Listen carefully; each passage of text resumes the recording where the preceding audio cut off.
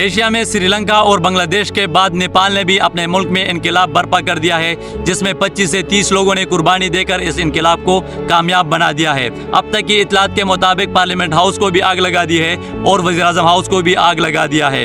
अब तक की इतलात के मुताबिक ये भी है कि वज़ीर-ए-आज़म ने नेपाल के उसने इस्तीफ़ा भी दिया है और मुल्क छोड़ के वो भाग भी चुका है।